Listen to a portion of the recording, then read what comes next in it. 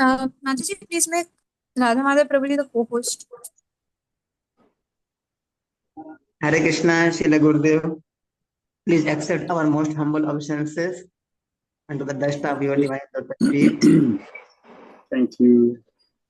Jai, we are very happy to have you again. All glories to Srila Bhakti Tirtha Swami Maharaj, Srila Param Gurudev, and all glories to ISKCON founder Acharya, His Divine Grace, A.C. Bhakti Vedanta Swami Srila Prabhupada ki Jai. Yeah. Shri हरिनाम चिंतामणि महा महा महोत्सव की जय. Yeah.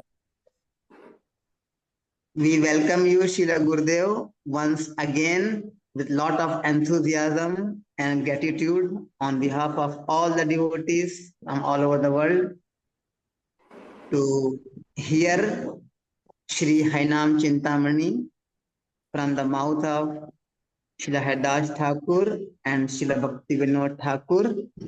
And we are extremely blessed, fortunate to have you, a perfect representative of Srila Haridas Thakur and Srila Bhakti Vinod Thakur and our previous acharyas.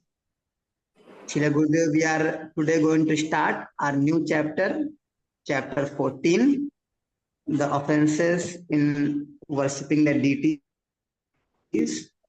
With that, we start our new chapter, the second last chapter. We all are ready to go ahead in our next chapter of Sri Hainam Chintamani. Thank you, Srila Gurudev. We once again welcome you.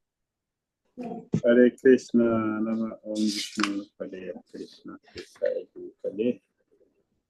Srimati Bhaktivedanta Swami Namaste Saraswati Devi. Gauravani Pracharendra Visesa Sanyavadi Pastajade Satai. Om Samirandasyan Dhyananjana Salakaya Chakshurundita Yena Tasmai Sri Chaitanya Manobhishtam Sapitam Yena Gautami Sayam Rupa Kada Maham Dadati Swaha Andinam Sri Guru Pada Kamala Sri Guru Vaishnava Sri Rupam Sajajatam Sahaganaradhanam Vikantam Sajivam Sadvitam Savadutam Origana Sahitam Krishna Chaitanya Sri Radha Krishna Radhan Sahagana Sri Satam He Krishna Karuna Sindhu Dinabandhu Jagat Pati Gopisa Gopika Kantara Dakantana Stuti Dakantana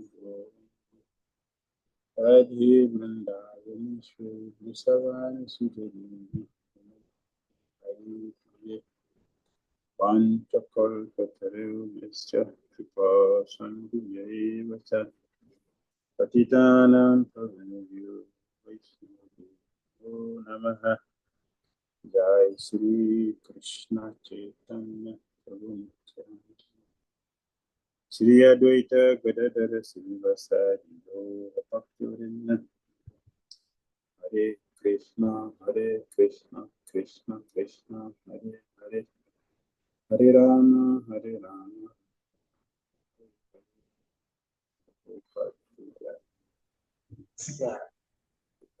Teachers from Namacharya Srivastava Mahasaya ki Jai. Sachidananda Bhaktivinoda Thakur Mahasaya ki Jai.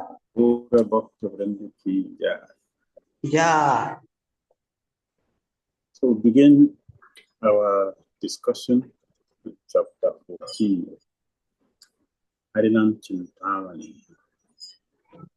तो हम लोग शुरू कर रहे हैं अपनी चर्चा आज आगे अध्याय 14 श्री हरिनाम चिंतामणि पुस्तक से. So today we are looking at the offenses in serving the deity. तो आज हम लोग देखने वाले हैं अन्य अन्य प्रकार के सेवा अपराध जो अर्चा विग्रह की सेवा में हो सकते हैं।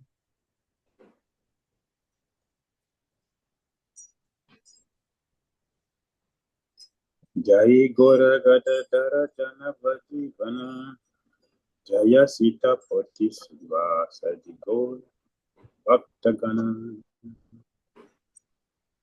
Glory to Sri Chaitanya Mahaprabhu. Oh, glory to Gadadhara Pandit. Oh, glory to Nityananda Prabhu. Glory to Sri Advaita Acharya. Oh, glory to Srivas and the assembled deities. भगवान श्री चैतन्य महाप्रभु की जय हो। श्री गदाधर पंडित तथा जानवा देवी के प्राण श्री नित्यानंद प्रभु की जय हो। सीतापति श्री अद्वैत आचार्य की जय हो। श्रीवास ठाकुर की जय हो तथा भगवान के समस्त भक्तों की जय हो। Chaitanya Mahaprabhu said, listen, Haridas, you have revealed the truth about offenses to the name. By this, the jivas of Kali Yuga will become fortunate. भगवान चैतन्य महाप्रभु ने कहा, हे हरिदास सुनो, तुमने पवित्र नाम के प्रति किए जाने वाले सारे अपराधों के विषय में विस्तार से सत्य प्रकट किया है। तुम्हारे द्वारा प्रदान की गई शिक्षा के कारण कलयुग के लोग अत्यंत मंगलमय सौभाग्य को प्राप्त करेंगे। तुम पवित्र नाम के प्रभावशाली आचार्य हो। You are the Acharya of the holy name. आप भगवान के पवित्र नाम के एक प्रभावशाली आचार्य हो। When I hear the description of the name from you, I feel great joy. You are the Acharya in conduct and learn as a preacher, and your character is decorated with the jewel of the name. मैं जब तुम्हारे मुख से भगवान के नाम के तत्व को सुनता हूँ तो मुझे अत्यंत प्रसन्नता मिलती है। तुम आचरण में आचार्य हो और प्रचार में भी पंडित और आचार्य हो। तुम्हारा चरित्र भगवान के नाम रूपी रत्न के आभूषण से बना है।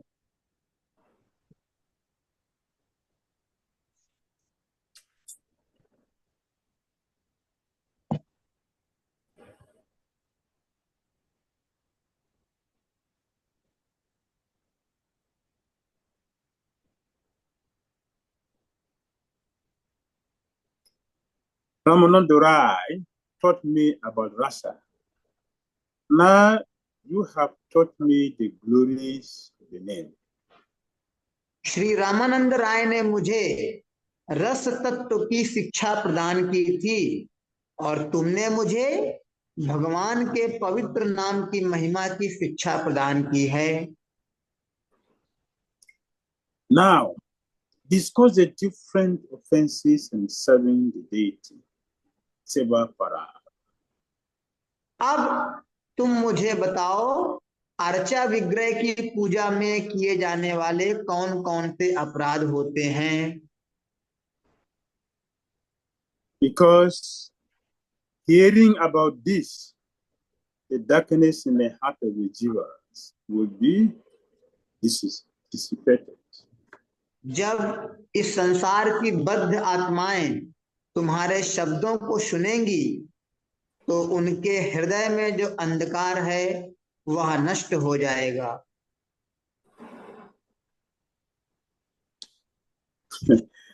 Haridas Thakur said, those who are serving the deity know about this. I have simply taken shelter of the name.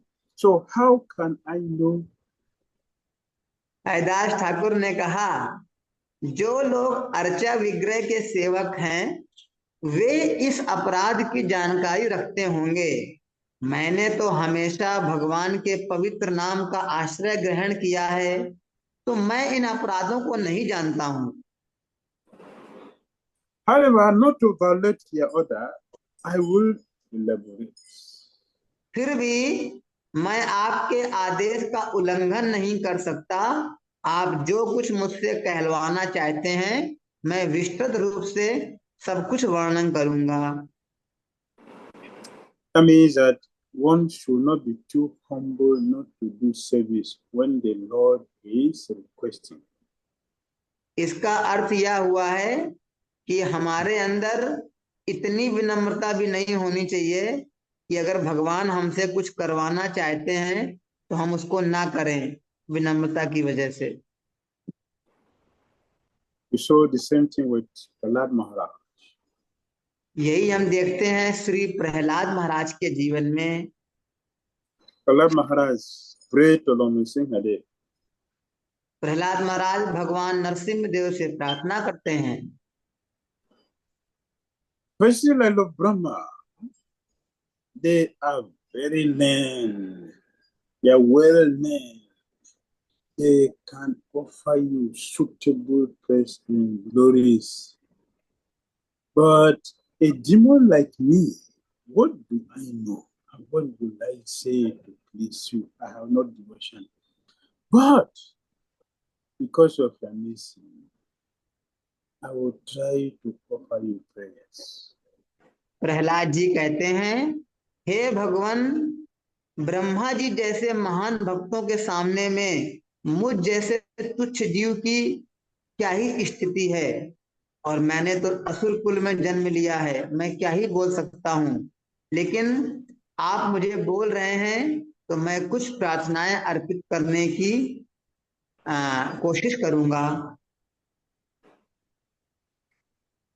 Although powerful sages, powerful saints, great personalities, they offer beautiful, well-ornamented prayers, on the same day they will not pacify. यानी कि बहुत सारे महान महान संत, साधुगण, बड़े बड़े देवतागण, व्यक्तित्व लोग, वे लोग महान महान प्रार्थनाएं अर्पित कर रहे थे भगवान नरसिंह देव के सामने, लेकिन ये सब प्रार्थनाएं भी श्री नरसिंह देव को शांत नहीं कर पाएंगी।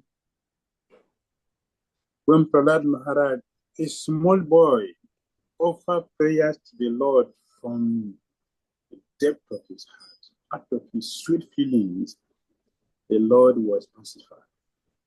लेकिन एक छोटे से बालक श्री प्रहलाद महाराज ने जब अपने हृदय के अंतःकरण से मधुर प्रार्थनाएं अर्पित की, वह भगवान के हृदय को द्रवित करके उन्हें शांत कर दिया।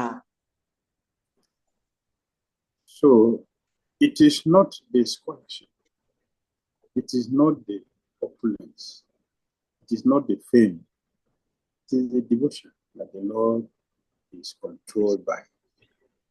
तो यह हमारी निपुणता, हमारा यश, हमारी महानता नहीं है जो भगवान को संतुष्ट कर सकती है, यह हमारी सरल भक्ति भावना है जो भगवान को संतुष्ट कर सकती है। So Haridas Thakura said, I will elaborate because you are asking me. That means that is the Lord speaking and the servant is simply the medium to pass on the message. तो श्री हरिदास ठाकुर ने कहा कि मैं विस्तृत रूप से वर्णन करूंगा क्योंकि आपने आदेश दिया है। इसका अर्थ क्या हुआ? इसका अर्थ यह है कि वाकई में तो भगवान बोल रहे हैं, लेकिन एक सेवक ने अपने आप को इस तरह से प्रस्तुत कर लिया है कि सेवक के शरीर से भगवान बोलने जा रहे हैं। Concerning service to the Murti of the Lord, there are many offenses listed in the scriptures. अर्चा विग्रह की पूजा में किए जाने वाले असंख्य प्रकार के अपराध होते हैं और इनका वर्णन शास्त्रों में हुआ है। In one place, 32 offenses are mentioned, and elsewhere, 50. एक जगह कुछ शास्त्रों में 32 अपराधों का वर्णन हुआ है और अन्य शास्त्रों में इनकी गिनती 50 है। The land have divided these offenses into 4 types. ज्ञानी लोगों ने इन अपराधों को 4 प्रकार से बांटा है। Offenses indirectly serving the deity. अर्चा विग्रह की सेवा करते समय किए जाने वाले अपराध, या पहला। Offenses in establishing a deity. अर्चा विग्रह को स्थापित करते समय करने वाले अपराध, दूसरा। Offenses in taking darshan of the deity. अर्चा विग्रह का दर्शन करते समय होने वाले अपराध, यह तीसरा। And general offenses committed against the deity. और चौथा, अर्चा विग्रह के प्रति किए जाने वाले बहुत सारे सामान्य अपराध। The 32 offenses listed in the Bhagavatam are as follows. तो यह 32 प्रकार के होने वाले अपराध इस प्रकार हैं। You also find it in the Nectar of Devotion of Srila Prabhupada Goswami, chapter 29. और ये बहुत सारे अपराध भक्ति रसामृत सिंधु में भी श्री रूप गोस्वामी जी ने दिया है। 1. Entering the temple with the shoes on.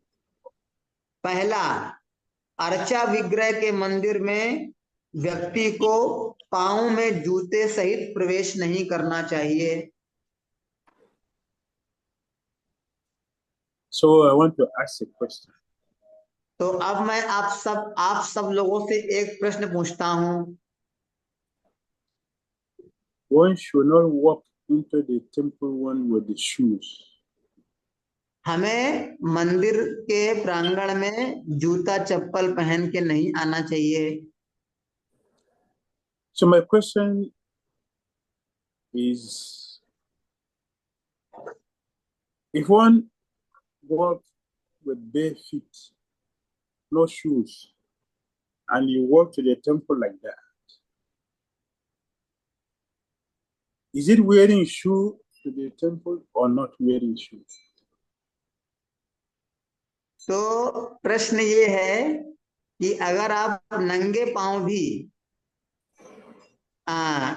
मंदिर में घुसते हुए चले आते हैं, तो यह गुरुदेव का प्रश्न है कि यह जूता चप्पल पहनने से अलग हुआ कि कुछ अलग हुआ, वही हुआ।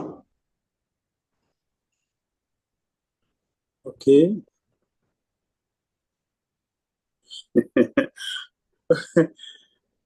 Yes. Many people say wearing shoes, but one interesting thing was Krishna also doesn't wear shoes. तो एक और अच्छी बात यहाँ बोल रहे हैं कि गुरुदेव बोल रहे हैं कि भगवान भी चप्पल नहीं पहनते, कृष्ण चप्पल नहीं पहनते। So majority of devotees mention that if one is walking with bare feet and walking to the temple is the same as wearing shoe to the temple. Many devotees agree to that. तो गुरुदेव का प्रश्न ये था और बहुत लोगों ने उत्तर दिया है कि अगर कोई मंदिर के बाहर नंगे पांव टहल रहा है और फिर वो नंगे पांव ही मंदिर के अंदर आ जाता है, तो बात तो बराबर ही हुई। वो चाहे चप्पल जूता पहन के आया हो या ना पहन के आया हो, वो तो गंदा करेगा ही। So one devotee sent message here, Krishna does not wear shoe. That means so carrying the date to the temple. So what to say? एक भक्त ने यहाँ पर लिखा है कमेंट में कि भगवान कृष्ण भी चप्पल नहीं पहनते थे, तो हम लोग भी बिना चप्पल पहन के टहलते रहेंगे सभी जगह, तो मंदिर में आ जाएंगे। तो अब आप लोग क्या बोलते हैं? Vishwambara Prabhu asked the question. He said, we should wash our feet before entering the temple. That means Krishna was washing his feet before he entered the temple. So Krishna is correct. But most of us who are not washing feet before entering, we are wearing shoes into the temple. तो श्रीमान विशंबर प्रभु जी ने लिखा है, बताया उन्होंने कि हमें अपने पैरों को पहले धुलना चाहिए, उसके बाद मंदिर में प्रवेश करना चाहिए। इसका भगवान भी ऐसा ही करते होंगे, वो मंदिर में जाने के पहले अपने पैर साफ करते होंगे। इसी प्रकार हम लोगों को भी, अगर हम लोग नंगे पांव बाहर घूम रहे हैं तो पहले हमें अपने पैरों को अच्छे से साफ करना चाहिए और फिर मंदिर के अंदर प्रवेश करना चाहिए। Okay, I want to look at it another way. अब मैं इसको एक अन्य तरीके से देखना चाहता हूं, Because Krishna is mentioned. क्योंकि कृष्ण की बात आई है। In the 10th canto, 10वें स्कंद में Krishna sent Buddha from Dwarka to Vrindavan. भगवान कृष्ण श्री उद्धव जी को द्वारका से श्री वृंदावन धाम प्रस्थान के लिए भेजते हैं। Buddha met with the gopis. Uddhav ji Shri गोपियों से मिले। The gopis attitude of bhakti transformed him without preaching to Buddha. और श्री गोपीजन की जो महान भक्ति थी, बिना बोले हुए, बिना किसी कथा के ही उद्धव जी के हृदय को परिवर्तित कर दिया। And the gopis asked Buddha questions he couldn't answer. और गोपियों ने श्री उद्धव जी को प्रश्न पूछे जो उद्धव जी उत्तर नहीं दे पाए। Out of his spontaneous devotion, Buddha offered prayers. और फिर उनकी रागानुगा भक्ति जो थी, उसके अनुसार उन्होंने अपने आप बहुत सारी प्रार्थनाएं वो अर्पित कर लगे। Uddhava did not offer prayer to the gopis. He offered prayer to the dust at the feet of the gopis. और श्री उद्धव जी ने श्री गोपीजन लोगों को प्रार्थनाएं नहीं की, उन्होंने श्री गोपियों के चरणों की धूल को प्रार्थना अर्पित की है। Most of us, many devotees have told me many times, when I pray, sometimes it becomes so dry because I will repeat the same thing. It becomes very dry. What to do? बहुत सारे भक्तों ने मुझे बहुत बार पूछा है कि ये सब प्रार्थनाएं जो महान आचार्यों की हैं, ये हम बार बार बोलते रहते हैं, सुन सुन के बड़ा शुष्क हो जाता है, बड़ा यांत्रिक जैसा मैकेनिकल हो जाता है, क्या करना चाहिए? Buddha, Bande Nanda Vrajasinan Adar Matisha Yasam Hade Gato Vitan Unati Unataya. Buddha offered this prayer. Bande Nanda Vrajasinan. He offered obeisances to the dust, not to the feet of the gopis, not to the gopis. He offered obeisances ecstatically. He was in ecstasy. Buddha was in ecstasy when he offered his prayers to the dust at the feet of the gopis. So he was not dry. Prayer is never dry. Our prayers are dry and repetitive, and there's no joy inside it because it is dry, because it's not ecstatic. Shri Uddhav ji प्रेम में, भाव में, प्रमाद में आकर अपने आप ही बड़े ही स्नेह और प्रेम भाव के साथ वे अन्य प्रकार की प्रार्थनाएं अर्पित करने लगे। और ये प्रार्थनाएं भी गोपीजन को नहीं, गोपीजनों के चरणों की धूल को प्रार्थनाएं अर्पित करने लगे। वो बिल्कुल भी शुष्क या यांत्रिक उनकी प्रार्थना नहीं थी, बड़े ही भावपूर्ण तरीके से वे प्रार्थनाएं अर्पित कर रहे थे गोपीजनों को। I repeated obeisances again and again and again to the dust at the feet of the gopis. और मैं बारंबार आप लोगों के चरणों की धूल में प्रणाम अर्पित करता हूं, ऐसा श्री उद्धव जी का भाव था। That means what? We already discussed that the dust from the feet of a pure devotee, the foot remnant, and the water that washes their feet, these three things are conducive for pure bhakti. और हमने यह पहले की कक्षाओं में वर्णन किया है श्री हरिनाम चिंतामणि में भी कि शुद्ध भक्त के चरणों की रज, शुद्ध भक्त के चरणों का महाजल और शुद्ध भक्त का उच्छिष्ट, ये तीनों बहुत ही महान साबित हो सकता है एक भक्त के जीवन में उसकी भक्ति को बढ़ाने के लिए। So what about the dust from the Supreme Personality of Godhead? तो फिर क्या कहा जाए पूर्ण पुरुषोत्तम भगवान के चरणों की धूल को? If Krishna's devotee can do that, what about the Lord himself who has given the power to the devotee to act like that? What about his own dust? You're not perfect, you're not supreme like himself. अगर भगवान कृष्ण के शुद्ध भक्तों की चरण रज में इतनी महान शक्ति है कि वह हमें शुद्ध कर सकती है, तो जहां से ये सारा प्रभाव आ रहा है भगवान से, पूर्ण पुरुषोत्तम भगवान श्री कृष्ण के चरणों की रज में वही शक्ति होगी जो भगवान में सामर्थ्य है। The devotees are able to purify others by the dust from the feet because of Krishna's mercy on them. भगवान के भक्त वे शुद्ध करने की क्षमता रखते हैं किसी को भी, क्योंकि यह शक्ति भगवान से उनको प्राप्त होती है, इसीलिए उनके चरणों की रज अत्यंत शक्तिशाली बन जाती है। So for those of you who are pure devotees, तो आप में से जो लोग शुद्ध भक्त हैं, you can move with the bare feet and walk anywhere, no problem. For those of us who are not up to that level, if you walk with bare feet, if you wash our feet first before you enter. That is the point I was trying to make. तो आप में से जो भक्त सुन रहे हैं, जो लोग शुद्ध भक्त बन गए हैं, वे लोग नंगे पांव कहीं भी टहल सकते हैं और बिना पैर धुले मंदिर में प्रवेश कर सकते हैं, ताकि आप सबको शुद्ध कर सकें। और जो लोग शुद्ध भक्त नहीं बने अभी तक, उन्हें अपना पैर धुलना चाहिए मंदिर में प्रवेश करने के पहले, और फिर मंदिर में प्रवेश करना चाहिए। Uddhav did not offer these obeisances to the gopis. It's only to the gopis, not the gopis. The gopis only. Shri Uddhav ji ने ये प्रार्थनाएं जो की हैं, वे उन्होंने गोप बालकों के चरणों की रज में नहीं किया है, या उन्होंने श्री गोपी जन के चरणों की रज में किया है। That means what? The gopis' love is supreme. It cannot be equal.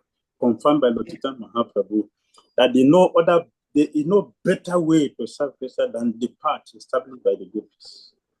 इसका अर्थ क्या हुआ कि श्री गोपी जन की भक्ति अत्यंत महान है, चरम है, और इसकी पुष्टि भगवान श्री चैतन्य महाप्रभु भी करते हैं कि जो गोपियों ने भगवान की जैसी भक्ति की है, वैसी ही भक्ति एक जीव को करनी चाहिए, उनके परचिन्हों का पालन करते हुए।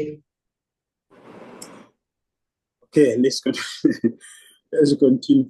Number 2, entering on the palanquin. दूसरा, अर्चा विग्रह के मंदिर में पालकी के साथ प्रवेश करना, पालकी में बैठ के प्रवेश करना। That means false ego. That means false ego. The only king is Krishna. Every one of us is servant. So walking with the palanquin means we are trying to compete with Krishna. So it is not correct. इसका अर्थ हुआ मिथ्या अहंकार। सबसे महान राजा श्री भगवान हैं, हम सब उनके नित्य दास हैं। अगर हम भी भगवान के समक्ष पालकी में बैठ के जाएंगे, इसका मतलब हम उनसे प्रतिस्पर्धा कर रहे हैं भगवान बनने की। Number 3, not observing festivals. तीसरा, भगवान के प्रसन्नता के लिए उत्सवों का पालन नहीं करना। All festivals should be fully celebrated. जितने भी त्योहार हैं, उत्सव हैं, उनको मनाने में चूक नहीं करनी चाहिए। Means we should do the fasting first. The first thing is fasting. We should do that. To do that first. और इसका अर्थ है जो प्राथमिकता है त्योहारों को दिनों में, वह हमें प्राथमिकता देना चाहिए। जैसे त्योहारों को हमें रखना चाहिए व्रत, उपवास, तो यह हमें सबसे पहले करना चाहिए। Govardhan Puja, Jagannath Ratha Yatra festival doesn't require fasting. अब कुछ ऐसे त्योहार हैं जहां पर ज्यादा व्रत नहीं होता है, वहां ज्यादा भोजन होता है, जैसे श्री गोवर्धन की पूजा, जगन्नाथ जी की यात्रा। We should always participate. Always. और हमें इन सारे उत्सवों में भाग लेना चाहिए, चूकना नहीं चाहिए। Number 4, not paying obeisances. चौथा, भगवान के सामने प्रणाम नहीं करना या बचना प्रणाम करने से। When we have a program, devotee come to the temple of obeisances. But during the day, when there is no program, devotee will walk past the deity without obeisances. ऐसा देखा जाता है कि जब हम लोग मंदिर में सुबह जाते हैं मंगल आरती या किसी और कार्यक्रम में, तो हम बड़े भाव से प्रणाम करते हैं, लेकिन जब दोपहर के समय सेवाओं के लिए हम जब मंदिर से इधर उधर जा रहे होते हैं तो हम प्रणाम नहीं करते भगवान को। He is not the Lord only during the program. He is the same Lord, the same person all the times. ये वही तो भगवान थे जो सुबह कार्यक्रम में थे, मंगल आरती में या शाम को, लेकिन अब थोड़ा बदल गए हैं, वो हमेशा वही हैं। Number 5, reciting prayers in an unclean state. और पांचवा कि दूषित अवस्था में मंदिर में प्रवेश करना या प्रार्थना अर्पित करना। 6, bowing on one hand. छठवां, एक हाथ से प्रणाम नहीं करना चाहिए। Circumambulating in front of the deity. उसके बाद विग्रह के सामने किसी और की परिक्रमा नहीं करनी चाहिए। Spreading one leg before the deity. अर्चा विग्रह के समक्ष अपने पैरों को नहीं फैलाना चाहिए। Sleeping before the deity. विग्रह के सामने हमको लेटना नहीं चाहिए, सोना नहीं चाहिए। Eating before the deity. अर्चा विग्रह के सामने बैठकर प्रसादम का सेवन नहीं करना चाहिए। Speaking lies before the deity. अर्चा विग्रह के सामने कभी भी झूठ नहीं बोलना चाहिए। Talking loudly in the temple room. अर्चा विग्रह के सामने मंदिर कक्ष में बहुत जोर से नहीं बोलना चाहिए। Gossiping. एक दूसरे से बातचीत नहीं करनी चाहिए अर्चा विग्रह के सामने। Cursing or using harsh words. अर्चा विग्रह के सामने रोना चिल्लाना या ऊंची आवाज में नहीं बात करनी चाहिए। Thanking others in front of the deity. अर्चा विग्रह के सामने झगड़ा भी नहीं करना चाहिए। Fighting in the temple. हाँ, अर्चा विग्रह के सामने हमको झगड़ा नहीं करना चाहिए। Crying in front of the deity. अर्चा विग्रह के सामने रोना चिल्लाना नहीं चाहिए। Krishna, why do you give me sickness? I have cancer. Why you give me cancer, Krishna? Why? I've been serving you for 100 years. Now you give me cancer. Krishna, why do this to me? ओ कृष्ण, मैं आपकी 100 साल से सेवा कर रहा था, कर रही थी, आपने मुझे कैंसर क्यों दे दिया? ऐसा नहीं बोलना चाहिए। criticizing others before the date, किसी दूसरे व्यक्ति के बारे में निंदा नहीं करनी चाहिए, covering oneself in a blanket before the date, अर्चा विग्रह के सामने कंबल नहीं ओढ़ना चाहिए, praising others before the deity, अर्चा विग्रह के सामने किसी अन्य व्यक्ति की प्रशंसा नहीं करनी चाहिए, using obscene language, अर्चा विग्रह के सामने किसी प्रकार के बुरे नाम नहीं बोलने चाहिए, belching or passing air, अर्चा विग्रह के सामने डकार या अधोवायु का त्याग नहीं करना चाहिए, not offering the best articles possible, अर्चा विग्रह के सामने अपनी सामर्थ्य के अनुसार अच्छी वस्तुओं को अर्पित ना करना, we buy deity from the inferior one, but we have very expensive golden cup for ourselves. That is wrong. हम अर्चा विग्रह के लिए तो बहुत सस्ता सा आभूषण या कपड़े ले सकते हैं, लेकिन अपने लिए हम बहुत सुंदर सोने का बड़ा सा हार खरीदेंगे। Eating food not offered to the deity, ऐसी कोई वस्तु नहीं खानी चाहिए जो पहले भगवान को अर्पित ना की गई हो,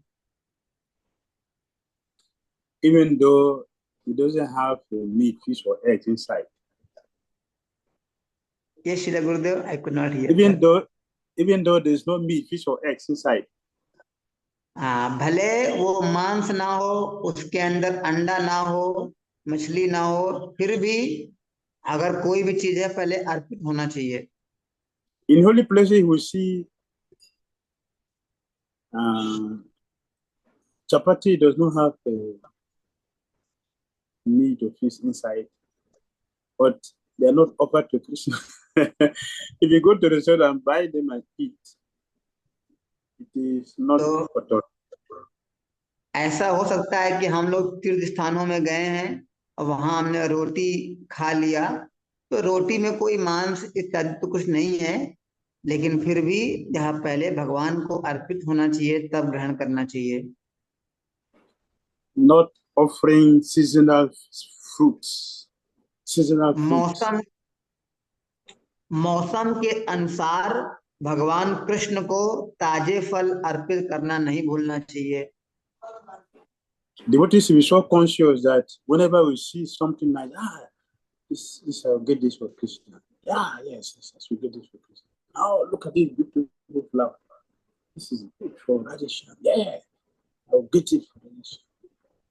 तो एक भक्त की चेतना ऐसी होनी चाहिए, जब वो कहीं मार्केट में हो या बाहर हो, जो कुछ भी वो देखे उसके मन में आना चाहिए कि ये मैं राधा श्याम सुंदर के लिए ले सकता हूँ, ले सकती हूँ। Offering already enjoyed food.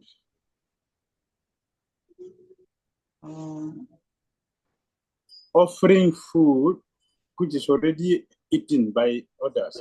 You shouldn't offer it to the deity. ये श्रील गुरुदेव, भोजन पकने के बाद सबसे पहले भगवान को भोजन अर्पित करना चाहिए या किसी और को पहले नहीं देना चाहिए। Sometimes we travel early, so the food which is cooked can serve it and take along, so that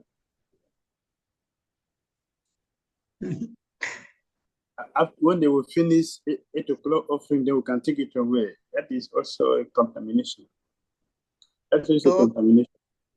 कभी कभी ऐसी स्थिति हो सकती है कि हम लोग बहुत सुबह जल्दी यात्रा पर निकल रहे होंगे, अभी तक भगवान तो उठे भी नहीं होंगे, तो हम क्या करेंगे कि हम भोजन पका के उसको अपने टिफिन में डाल के ले जाएंगे और फिर सुबह 8 बजे उस भोजन का भोग लगाया जाएगा और हमारे मन में ऐसा होगा कि हम 8 बजे के बाद खाएंगे, लेकिन वाकई में तो हमने उसको पहले ही खा लिया है अपने मन में, क्योंकि हमने उसको अपने टिफिन में पहले से ही डाल लिया है।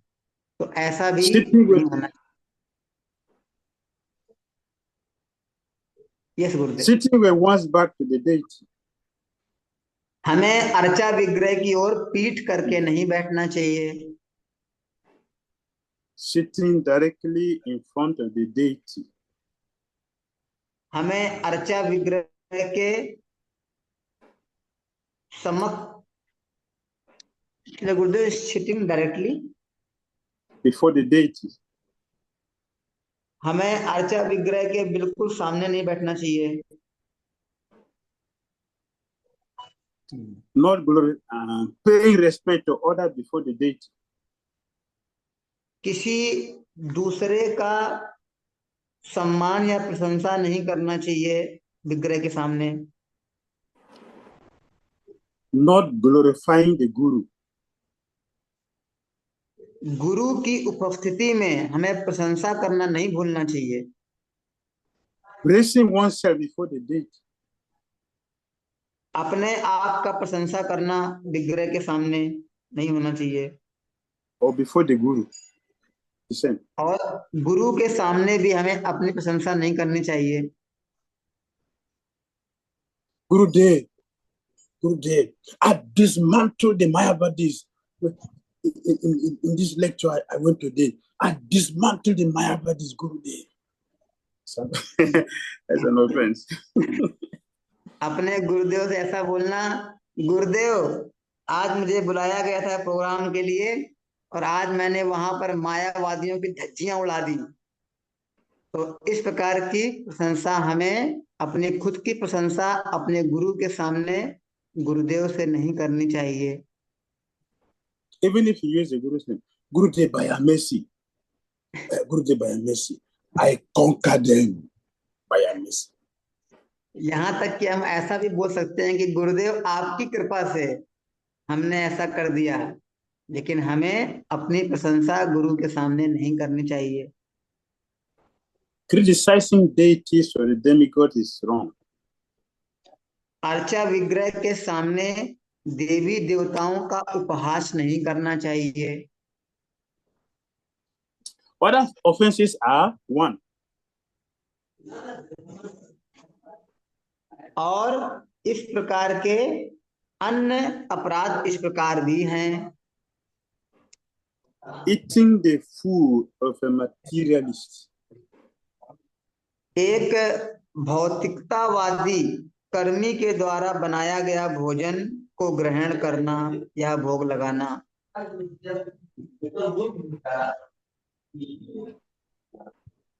They didn't offer it to anyone. They didn't offer it to the deities. उन्होंने किसी को अर्पित नहीं किया या विग्रह को भोग लगाया नहीं गया, तो हमने उसको खा लिया। They're not cooking for the deities, they're cooking for themselves. वो विग्रह के लिए नहीं बना रहे हैं, वे अपने लिए भोजन पका रहे हैं।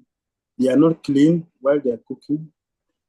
वे स्वच्छ भी नहीं है, बहुत ही गंदी स्थिति में भोजन पकाते So हैं। eating materialistic food is contamination. और इस प्रकार अभक्त के द्वारा पकाया गया भोजन से हम दूषित हो जाएंगे। Touching the deity in a dark room. अंधेरे कक्ष में एक व्यक्ति को अर्चा विग्रह का स्पर्श नहीं करना चाहिए। Approaching the deity without proper etiquette. व्यक्ति को अर्चा विग्रह की पूजा में विधि विधानों का पालन करना चाहिए। For example, not being clean. उदाहरण के लिए हम स्वच्छ नहीं हैं, Or not walking before entering the temple, the deity room. और जैसे अर्चा विग्रह में जाने के पहले हमें दरवाजा खटखटाना चाहिए या घंटी बजाना चाहिए। Opening the deity doors without musical instrument sounding.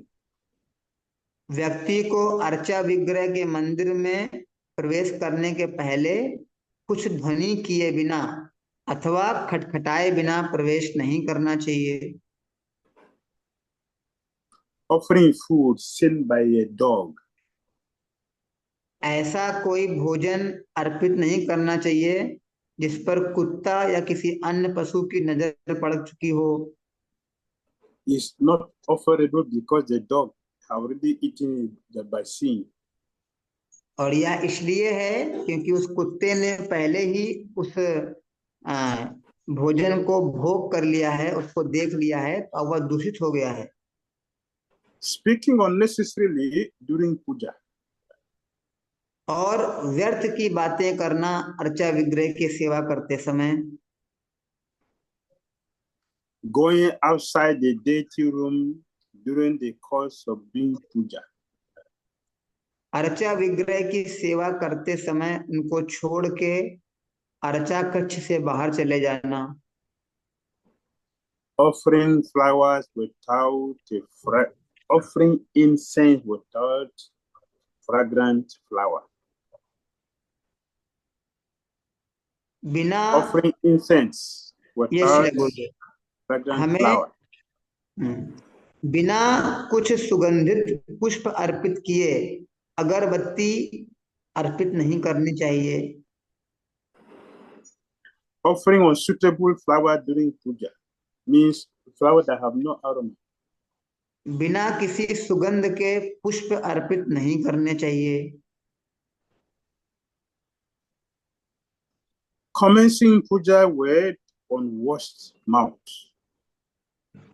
हमें बहुत ही ध्यान पूर्वक अपने दांतों को, अपने मुंह को साफ करना चाहिए।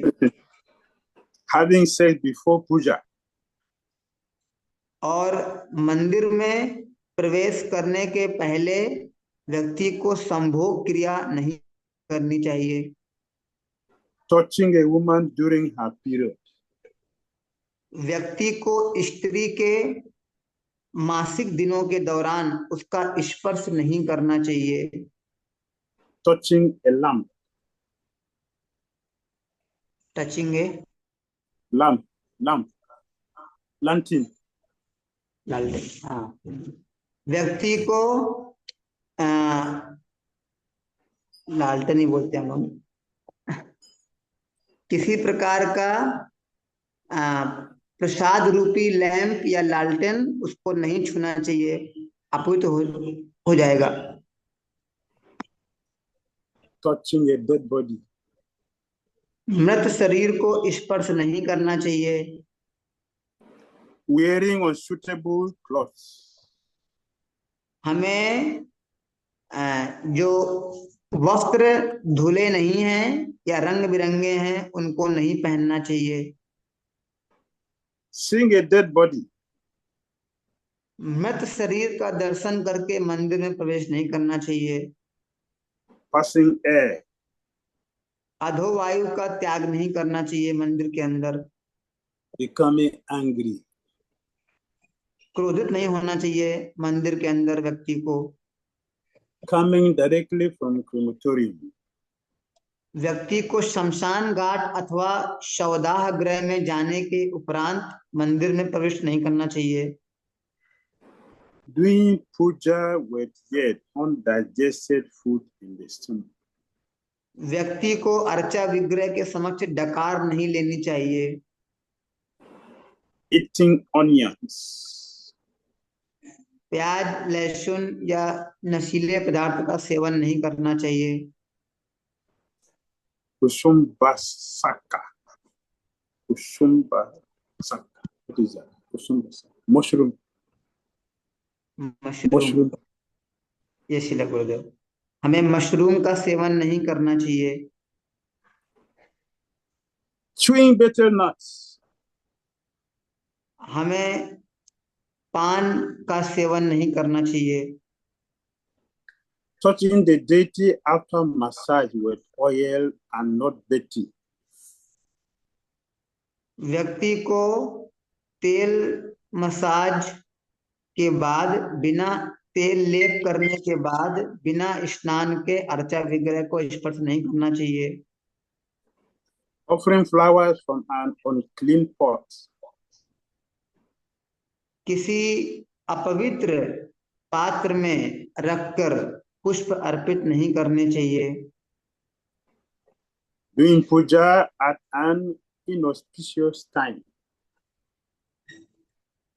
किसी गलत समय पर विग्रह की सेवा नहीं करनी चाहिए, sitting directly on the floor, बिना किसी आवरण के या बिना किसी कपड़े के हमें फर्श पर नहीं बैठना चाहिए, touching the deity with the left hand while bathing him, स्नान कराते समय बाएं हाथ से विग्रह को नहीं छूना चाहिए, offering old fruits, पुराना भोजन नहीं अर्पित करना चाहिए, boasting during puja. बोस्टिंग, हमें अपने बारे में प्रशंसा नहीं करनी चाहिए पूजा करते समय,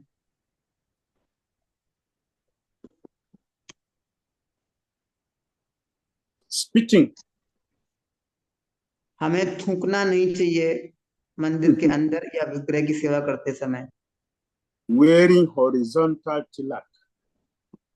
हमें ये जो तिलक लगाते हैं तीन तीन अंगुलियों से मत्थे पर, ऐसा तिलक नहीं होना चाहिए, Not washing the feet अपने after पैरों, eating, खाना भोजन करने के बाद बिना हाथ पैर धुले मंदिर में प्रवेश नहीं करना चाहिए या अर्चा विग्रह को नहीं छूना चाहिए, offering food cooked by non-Vaishnavas, अभक्त के द्वारा पकाए हुए भोजन को अर्चा विग्रह को अर्पित नहीं करना चाहिए, allowing non-Vaishnavas to be present during puja, जब अर्चा विग्रह की पूजा हो रही हो तो अभक्त को नहीं देखना चाहिए, not worshiping Vishnu, भगवान, not worshipping Vishnu, not worshiping Vishnu, yes, yes not worshiping Vishnu, yes, Vishnu मूर्ति की पूजा नहीं करनी चाहिए, talking to a Shiva or Durga worshipper, विग्रह की पूजा करते समय शिव और दुर्गा के सेवकों से बात नहीं करनी चाहिए, bathing the deity with water caused by the fingernails, अगर हमारे नाखून जल में छू गए हैं, जिस जल से स्नान करवाना है, ऐसे जल से विग्रह को स्नान नहीं करवाना चाहिए, worshiping while perspiring, जब पसीना आ रहा हो तब अर्चा विग्रह की पूजा नहीं करना चाहिए, making oaths before Krishna, भगवान के सामने शपथ नहीं लेना चाहिए, stepping over articles of the deity, अर्चा विग्रह को अर्पित किए गए पुष्प या अन्य चीजों को लांघना नहीं चाहिए, उन पर पाँव नहीं रखना चाहिए, all these offenses in serving the deity will obstruct one's bhakti. ये सभी अर्चा विग्रह की पूजा में किए जाने वाले अपराध हैं और यह भक्ति की उन्नति में बाधक होते हैं, Anyone worshiping the deity should avoid these offenses. जो भी अर्चा विग्रह की पूजा कर रहा है उन्हें इन अपराधों से बचना चाहिए, A devotee should avoid both seva and nama parades. एक भक्त को दोनों नाम अपराध और सेवा अपराध दोनों से बचना चाहिए, And thus taste the nectar of devotional service. और इस प्रकार उसे हमेशा भगवान के नाम का रस लेना चाहिए, When a devotee commits a seva parad, he should rectify it immediately.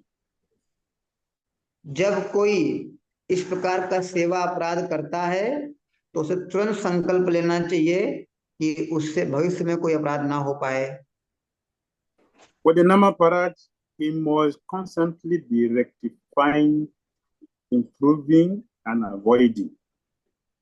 और इस प्रकार जो पवित्र नाम में होने वाले समस्त अपराधों से बचता रहता है, वह अंत में भक्ति को प्राप्त कर लेता है। One who is on the level of bhava worship the deity day and night in solitude.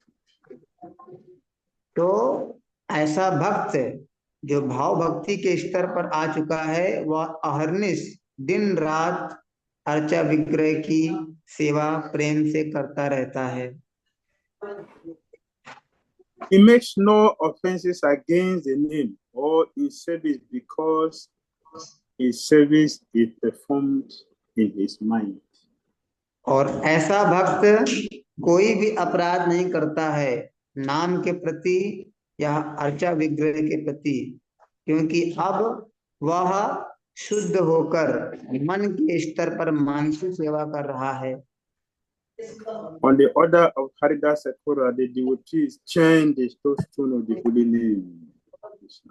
और इस प्रकार हरदास ठाकुर की कृपा शक्ति द्वारा एक भक्त हरनाम चिंतामणि का कीर्तन कर सकता है। Haridas Sakura की जय। जा। Thank you, Srila Gurudev, especially for explaining us the first aparadh of walking barefoot and entering in temple hall. We should first wash our feet if we are not paved devotees, and then enter the temple hall with washed feet. Thank you so much, Srila Gurudev. We have question from Romil Mataji, and then Masya Prabhu and Sweta Mataji, Saurabh Prabhu. All right. Romil Mataji, you may unmute yourself, ask your question. Then we have Masya Prabhu. Please accept my humble obeisance onto Lotus Feet, Maharaj. Maharaj, my question is, I have 2-3 questions, but I'll ask on Friday. One is, Maharaj, when we go to some close relatives' place or a close friend's place, they know that we will not be taking anything that they have cooked, but they offer us fruit juice or fruits. But they don't have details at their place, so that is not offered. If we directly say no to them, they might feel hurt and it will be really rude. So, what should we do? Should we take it off? Romil माता जी का प्रश्न है कि जब हम अपने रिश्तेदारों के यहाँ जाते हैं, खासकर जो हमसे बहुत क्लोज हैं, और वे हमें जूस या फल अर्पित करते हैं, लेकिन उनके यहाँ कोई विग्रह तो नहीं होते हैं, इसका मतलब वह प्रसाद नहीं होता है। अब उनको हम ना भी नहीं बोल पाते हैं क्योंकि ऐसी स्थिति आ गई है। अब क्या करना चाहिए ऐसी स्थिति में? Yes. Oh, you Karmis, don't you know that I cannot eat these things? You don't know? Buddha, you're supposed to know these things.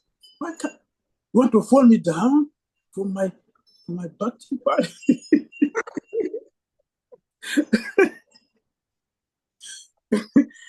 You don't tell them like that. You don't tell them like that.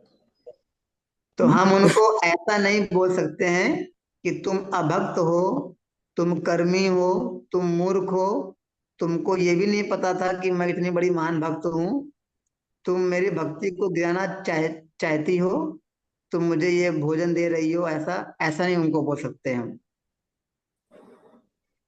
A fruit, you can accept the fruit. You can accept the fruit. हम जो वो फल हमको दे रहे हैं, fruits, हम उसको स्वीकार कर सकते हैं। It is not a daily thing. Not a daily thing. क्योंकि यह आप नित्य प्रतिदिन उनके नहीं, आप वहां कभी कभी जा रहे हो। You can accept the fruit from them, provided they know about to Durga yet. Durga, okay, इसलिए तो आप उनसे फल आप स्वीकार कर सकते हैं, लेकिन वो इस प्रकार के दुर्गा को नहीं अर्पित होना चाहिए पहले से। And you can offer can offer it in your mind. आप श्रील प्रभुपाद जी को या अपने मन में आप उनको अर्पित कर सकते हो अपने मन से। Thank you so much. Maharaj, one more question is like we should bow down in front of deities. That is for temple or home deities as well. Like in home, like if home deity is in main hall, so we just pass by sometimes from this room to that room. So do we have to every time bow down in front of deity, or what should we do? माता जी का दूसरा प्रश्न है कि आपने जो नियम बताया कि जब भी हम अर्चा विग्रह को देखें, वहां से निकल रहे हो, हमें प्रणाम करना चाहिए मंदिर में, तो क्या ये नियम घर के लिए भी लागू होता है? क्योंकि हमारे घर में तो हॉल में विग्रह हैं, तो हम उससे तो हम दिन भर निकलते रहते हैं अंदर बाहर, तो क्या हमें हर बार ऐसा करना होगा? My deity is in my room. मेरे विग्रह श्री श्री राधा श्याम सुंदर मेरे कमरे में हैं। So if I'm going out, I'll offer obeisances to them. If I'm coming back here, I'll offer obeisances before I sit. तो जब भी मैं मंदिर से जब भी मैं अपने कमरे से बाहर जाता हूँ तो मैं विग्रह को प्रणाम करता हूँ, उनसे आज्ञा लेता हूँ, और जब भी मैं वापस आता हूँ तो अपने आसन में कुर्सी में बैठने के पहले मैं अपने विग्रह को प्रणाम करता हूँ और उनसे आज्ञा लेता हूँ। Yeah, the same person, Krishna. क्योंकि ये वही व्यक्ति हैं, कृष्ण हैं, ऐसे करना होगा। In the temple, there are more worship and more kirtan, more than what we do in the house. So they are most prominent in the temple than our house. What the same Krishna we have. So if your consciousness is good, then we should offer to respect. Don't walk past them because the same person. हाँ, ये बात सही है कि मंदिर में जो विग्रह होते हैं, क्योंकि वहां पर बहुत बार पूजा होती है, बहुत कीर्तन होता है, नाम होता है, कक्षा होती है, तो जो मंदिर के विग्रह हैं वे हमें ज्यादा हमारे जीवन में प्रभावशाली हो सकते हैं, उनकी शक्ति हमें अधिक दिखाई पड़ सकती है। लेकिन वाकई में तो व्यक्ति तो वही है जो मंदिर में है, जो घर में है, तो हमें घर में भी यही करना चाहिए क्योंकि वही सेम व्यक्ति हैं। As we are conscious of them, that is how they will be conscious of us. जैसा आप उनके बारे में सोचेंगे, उनके बारे में विचार रखेंगे, इसी प्रकार वे भी आपके बारे में वैसा ही सोचेंगे, वैसा ही विचार रखेंगे और वैसा ही आदान प्रदान होगा। If we are less conscious, they are also less conscious of us. अगर आप अपने घर में रखे हुए विग्रहों को नजरअंदाज करेंगे तो वे भी आपको नजरअंदाज करेंगे, वैसा ही आदान प्रदान होगा। Okay, thank you so much, Maharaj. Thank you so much. Thank you, Srila Gurudev. His Grace Masya Prabhuji, you may unmute yourself and ask your question. Then we have Saurabh Prabhu. Hare Krishna, dear Gurudev, please accept my most humble, respectful obeisances into your lotus feet. I have two questions actually. First one,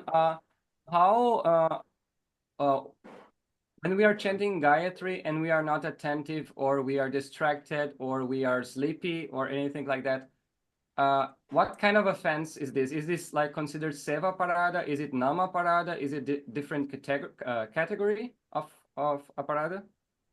तो मत्स्य प्रभु का पहला प्रश्न है कि जब हम गायत्री संध्या वंदन कर रहे हैं तो उस समय हम कभी कभी हमारा विक्षेप होता है, हमारा ध्यान भटक जाता है, कभी कभी हम सो जाते हैं, आलस आ जाता है, तो यह गायत्री जप करने में जो ये अपराध है ये किस में आएगा? क्या ये नाम अपराध में आएगा कि सेवा अपराध में आएगा? We have already discussed 3 types of offenses. You know? हमने पिछले कक्षा में 3 प्रकार के अपराधों के बारे में बात की थी। Anyone remember? Anyone remember any of them? किसी को पता है? 5 or 3 or 4 or 2? How many? Three. Is 3 or 4 or 5? How many? कितने थे? 3 प्रकार के थे, 4 प्रकार के थे, 5 प्रकार के थे? Better be referring to looking at the notebook to find out. Okay, one is indifference. Good. Second is Indifference. distraction. Then last तीसरा one, कौन सा था? laziness. लेजीनेस। 3 3. Only 3 or 5? 3 थे, 5 थे, 6 थे, कितने थे? 3। 3. Thank you. Thank you. So धन्यवाद। your question is wooden distraction. तो जो आपका जो प्रश्न का उत्तर है वो हमारा मन भटक रहा है, विक्षेप हो रहा है, distraction. Distraction. The mind is not there. The mind is somewhere. We are distracted by some other thing. तो हमारा मन कहीं और है, हमारा मन वहां नहीं है, हमारा मन हमको कहीं भटका रहा है या हो रहा है।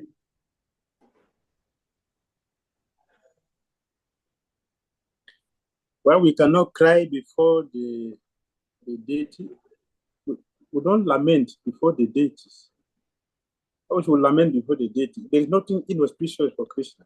So you don't come and lament for Krishna to tell Krishna how he's not powerful and his energy is more powerful than him. It's an offense.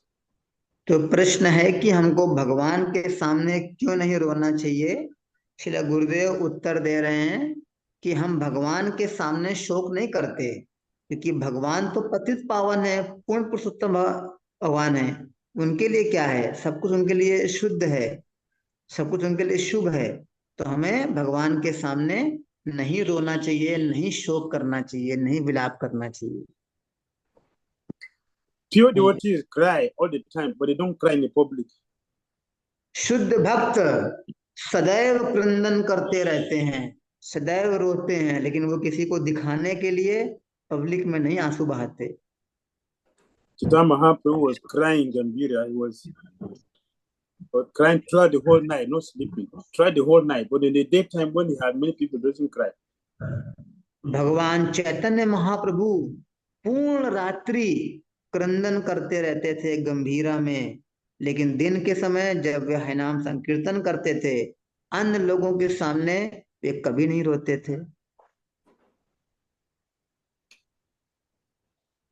Next. Thank you Shri Gurudev. Saurabh Prabhu ji, Yes. you may ask question, then we have His Grace Atanu Prabhu and Jayanand Prabhu. Hare Krishna Maharaj, Dandat Pranam. Hare Krishna. Maharaj, my question is around a different one little bit. I wanted to know that if a person, if we are living near to the temple, should we live near to the temple or should we live a little far from the temple, so that if we can preach to the farther areas also, because near the temple the preaching is little bit less because that is already done by temple. So my first question is, where should we live? And second is why is that preaching, for example, direct preaching is more important as compared to indirect? Because if we are living near to the temple, we may help in other sevas also. So the other sevas are also as important as preaching, or the preaching is the main essence? तो सौरभ प्रभु जी का प्रश्न है वो ये है कि हमें मंदिर के पास में रहना चाहिए कि हम भक्तों का संग ले सकें अच्छे से, कि हम मंदिर में से दूर रह के उस स्थान पे रहें जहां पर भक्त लोग नहीं पहुंच पा रहे हैं और हम प्रचार में सहायता कर सकें। लेकिन अगर हम मंदिर के पास रहेंगे तो जो मंदिर की जो डायरेक्ट सेवाएं हैं हम उनमें भाग ले सकते हैं, लेकिन अगर हम मंदिर के पास नहीं रहेंगे तो हम प्रचार कार्य में ज्यादा सेवा कर पाएंगे। तो क्या ये जो सेवा है मंदिर की सेवा और प्रचार कार्य सेवा, इसमें कौन सी उत्तम सेवा होगी, इन सब बातों को हम जानना चाहते हैं।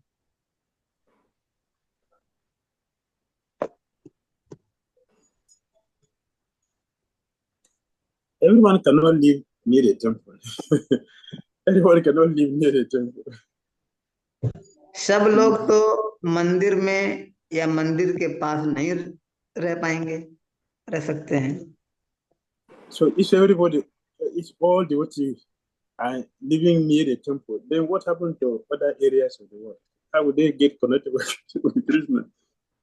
तो अगर सब लोग मंदिर के ही इर्द गिर्द रहने लगे तो फिर क्या होगा अन्य लोगों का, उनके पास कौन जाएगा प्रचार के लिए?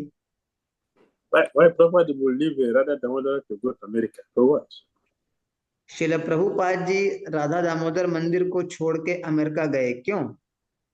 So if he has stayed there, I'm not supposed to know Krishna. Even those of you in India, if you have not gone outside, how you will get connected with Krishna? Who will know about Krishna? अगर शिल प्रभुपाद जी वृंदावन छोड़ के America नहीं जाते तो हम भारतवासी भी कभी नहीं बनते भक्त। अन्य लोग करो छोड़ दीजिए। So if you can live near a temple, it's fine, but not that everybody must live there. We should live everywhere and make everywhere a temple. तो हाँ, हम मंदिर के पास रहें, अच्छी बात है, लेकिन अगर हम मंदिर से दूर भी रहेंगे और हम बाहर रह के कहीं और दूर रह के उन सारे स्थानों को भी मंदिर बनाएं, यह अति उत्तम सेवा होगी। If I remember correctly, it was in San Francisco. The Prabhupada said, "I want all of you, each of you, to go and open temple." तो श्रील प्रभुपाद जी ने सैन फ्रांसिस्को में कहा था अपने सारे शिष्यों को देखकर, मैं चाहता हूं तुम सब के सब अलग अलग देशों में जाकर, अलग अलग जगह जाकर आप नए नए सेंटर्स और मंदिर की स्थापना करो। The temple is for training, and then after training, we should go everywhere and establish center for people to come and get connection with Krishna, come and hear about Krishna. मंदिर एक प्रशिक्षण का स्थान है। हम मंदिर में रहें, प्रशिक्षण लें, ट्रेनिंग लें, फिर हम जाकर बाहर जाकर प्रचार कार्य करके अन्य अन्य केंद्रों को, मंदिरों की स्थापना करें और लोगों को मौका दें भक्ति मार्ग जुड़ने का। Then there is no service which is superior to other service. We don't have that. All services are very important. ऐसी कोई बात नहीं है कि ये सेवा छोटी है, ये सेवा बड़ी है, ऐसा नहीं है। सारी सेवाएं दिव्य स्तर पर बराबर है। If you are a good scholar and preaching to president of the whole world, and scientists, and so many people, and then after your heavy preaching, they come out to the temple, no prasadam. What will you do? अगर आप बहुत बड़े पंडित हैं, बहुत बड़े प्रचारक हैं, ज्ञाता हैं और आप पूरे दुनिया के सारे राष्ट्रपतियों को क्लास दे रहे हैं, सेमिनार दे रहे हैं और उसके बाद आपने सारा प्रचार करके आप मंदिर लौट के आए और मंदिर में आपको प्रसाद नहीं मिला, कैसा लगेगा आपको? What will you do? You क्या करेंगे? just come back and say, "Jai Hare Krishna." You go and sleep, no food in the stomach. आप बोलेंगे हाँ हाँ बहुत अच्छा है, मैंने बहुत प्रचार कर लिया, जय। अब आप सो जाएंगे जाके, भोजन नहीं खाएंगे। You have gone to distribute 10 billion books, and you come, nobody there to clean the temple. It's very dirty because everybody has gone to distribute books, but nobody there the temple. No temple is clean. There were no prasad is offered. Deities are not taken care of. Then you live there in that place. Will you stay there? सारे भक्त चले गए हैं किताब बांटने के लिए और उन लोगों ने मिलके 1 करोड़ किताब बांट दी और जब मंदिर में आए तो पूरा मंदिर गंदा पड़ा है और कोई विग्रह की सेवा नहीं कर रहा है।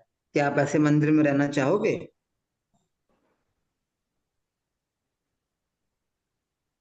What will you do? क्या करोगे आप? You eat your preaching.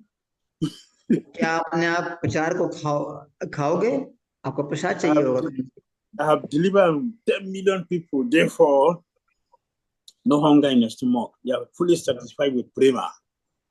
क्योंकि मैंने 1 करोड़ लोगों का उद्धार कर दिया है, अब मुझे कृष्ण प्रेम मिल चुका है, अब मुझे कोई भोजन नहीं चाहिए। ऐसे जीवन चलेगा। No, we need everybody. We need the pujari, we need the cleaners, we need the cooks, we need the sankirtan, we need the preacher, we need everybody. We need everybody. हमें हर एक सेवा का भक्त चाहिए। हमको जैसे प्रचारक चाहिए, वैसे पुजारी चाहिए, वैसे सफाई करने वाला चाहिए, वैसे ही किचन में चाहिए रसोईया। हर एक भक्त उतना ही महत्वपूर्ण है, बराबरी का, कोई कम नहीं है। Yes. Is it not? है कि नहीं?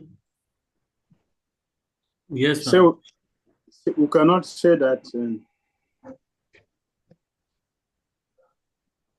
Cannot say that.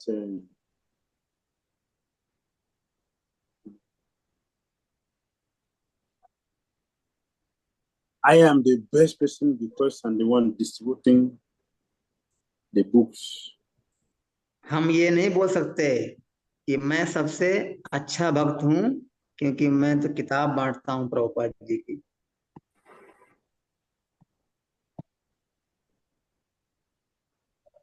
Yes, ma'am. Is it not? है कि नहीं? Yes, ma'am.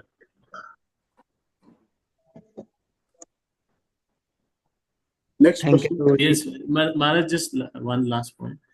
Maharaj, just wanted to know, so if there is an option to either live near the temple in a new home or to live outside, to live the farther away from the temple, there are both options.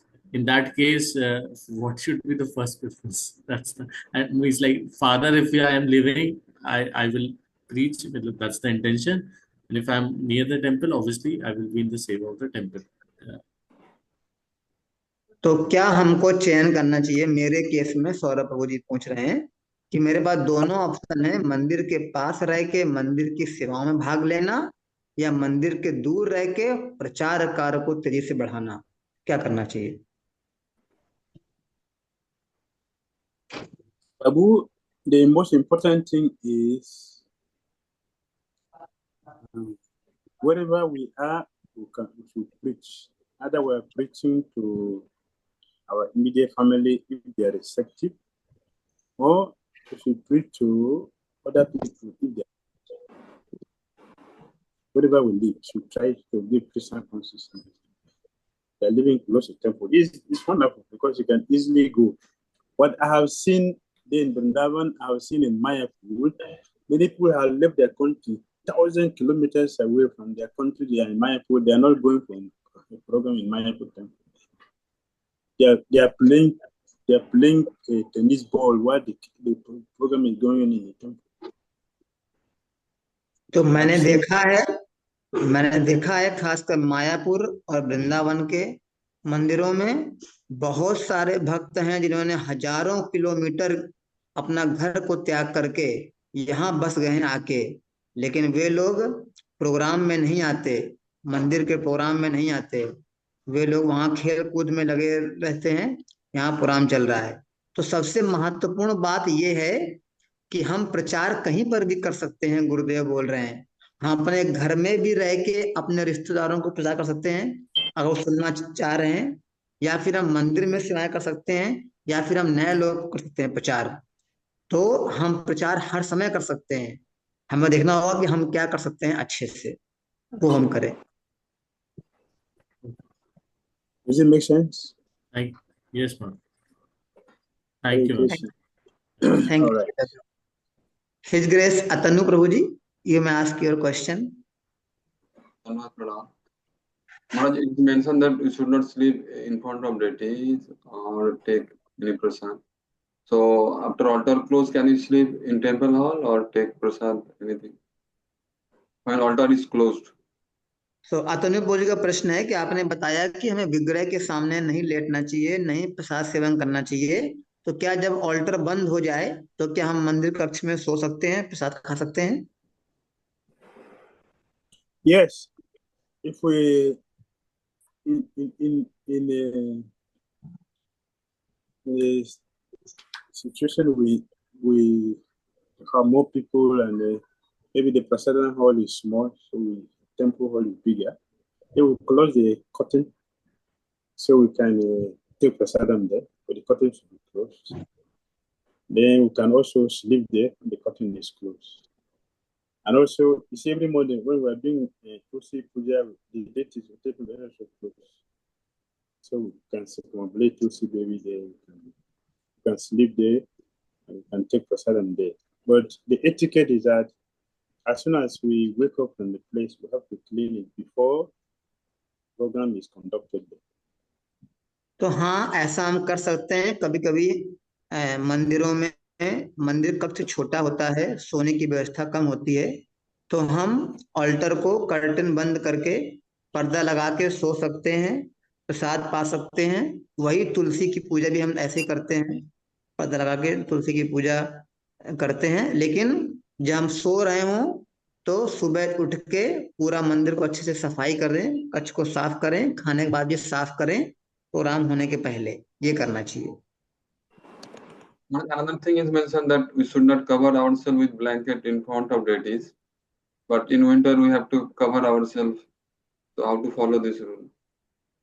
तो यहाँ पर बोला गया था हमें कंबल नहीं ओढ़ना चाहिए विग्रह के सामने। तो सर्दियों में तो हम कंबल ओढ़ते हैं। You can have a separate one for winter. Have a separate one, just like we have a separate dhoti and a chadar for. So we have a separate one we can keep for winter. That can be used. तो हमारा जो कंबल है वह सर्दियों के लिए अलग होना चाहिए और उसको हम मात्र उसके लिए इस्तेमाल करें, अर्चा विग्रह के समय अलग। Thank you. Yes. Shila Gurudev, we have 2 more questions. Do we have time for? Yes, no problem. You can take it. Thank you, Shila Gurudev.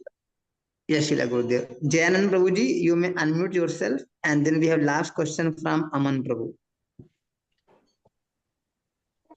Hare Krishna Guru Maharaj. Hare Krishna. Please accept my humble obeisances of the Discovery of this feet, Guru Maharaj. Thank you. Guru Maharaj, I have 2 questions. One question from today's lecture and one from previous session.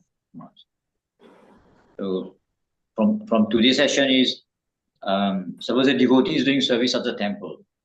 While doing service, he receives the news that one of his close relatives has passed away. So in that situation, should he leave the service or what he should do? And in relation to that, if on the next day he has another service to do at the temple and there is no replacement, so what to do in that situation? तो पहला प्रश्न है श्रीमान जयानंद प्रभु जी का। वो गुरुदेव के चरणों में प्रणाम करते हुए प्रश्न पूछ रहे हैं कि क्या होगा अगर कोई भक्त मंदिर में सेवा कर रहा है और उसको यह जानकारी मिले कि उसका कोई रिश्तेदार शरीर छोड़ दिया है, तो वो क्या करेगा अब? और कल से मंदिर में कोई और नहीं है सेवा करने के लिए, उसे ये सेवा करनी है, तो क्या करना चाहिए?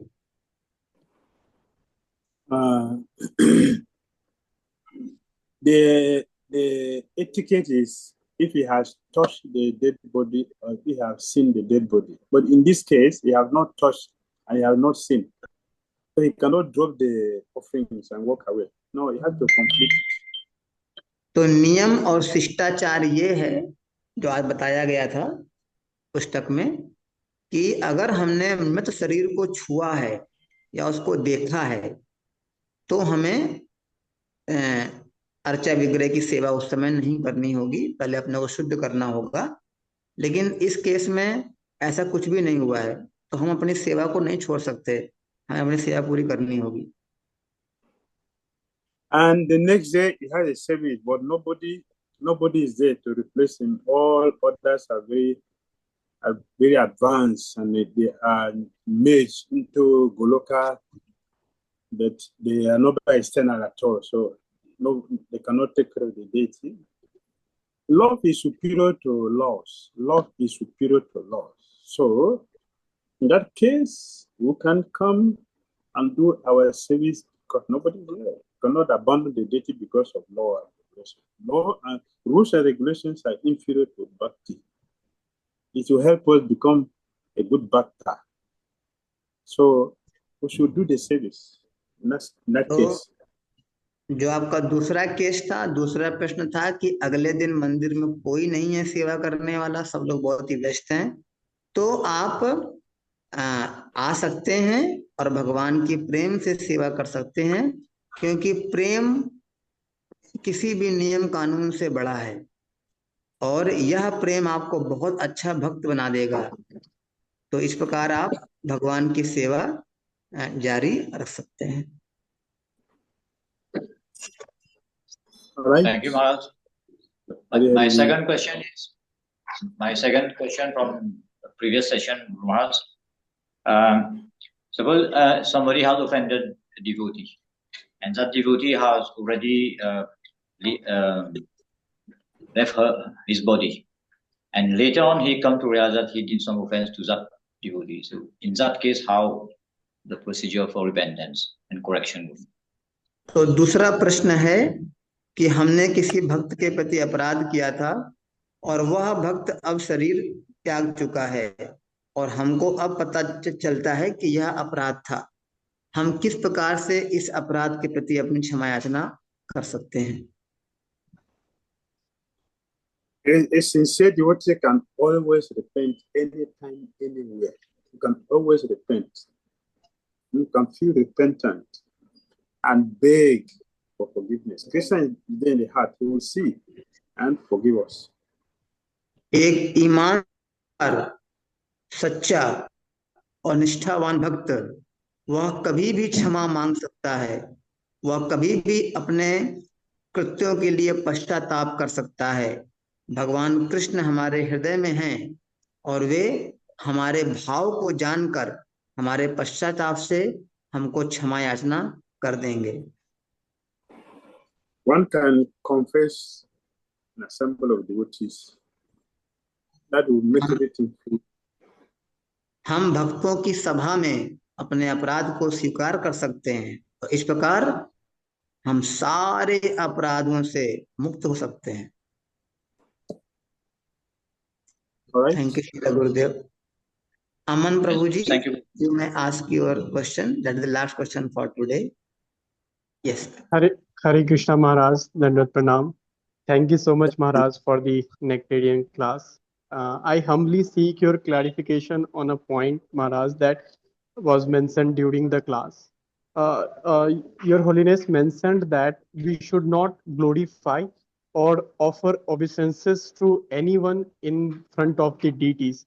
Maharaj, my question was that is this an absolute principle or are there any exceptions to this point? अमन प्रभु जी का प्रश्न है। सबसे पहले वो धन्यवाद देते हैं बहुत सुंदर कक्षा के लिए, आज के लिए। उनका प्रश्न है कि आपने बताया था आज के नियमों में से कि हमें विग्रह के सामने किसी अन्य व्यक्ति की प्रशंसा नहीं करनी चाहिए, तो क्या यह परम सत्य है हमेशा के लिए, कि क्या कभी हम ऐसा हो सकता है कि हम इस नियम को तोड़ सकते हैं? Yes, there is an exception. It is absolute. There is exception. The exception is your guru. If you see your guru, you must offer business. Only a guru can do that.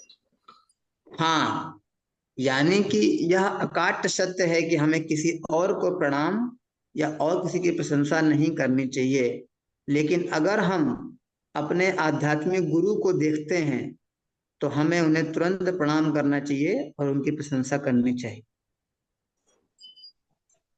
That's why Balaram killed Ramahasa. इसीलिए श्री बलराम जी ने रोमहर्षण को मार दिया। He failed to offer him obeisance, say the Lord killed him. क्योंकि वह बलराम जी को प्रणाम नहीं किए, प्रणाम करने से चूक गए, इसीलिए बलराम जी ने उनकी हत्या कर दी। Indradev offended his guru by failing to offer obeisances when he was sitting assembly of his son Saravandra. अपने सेवकों के साथ अपने आसन पर बैठा था, सिंहासन पर बैठा था, और वह अपने गुरुदेव को प्रणाम नहीं कर सका और इसी के कारण वह गिर गया, पतित हो गया। All right, thank you. Thank you Shila Gurudev. Thank you so much, Maharaj. Haribo Srila Prabhupada ki jai. जय Gaura Bhakta Vrinda ki jai. जय Nitai Gaura Premanandi. Hari Hari बोल। हिज होलीनेस भक्ति धीर दामोदर स्वामी महाराज की जय।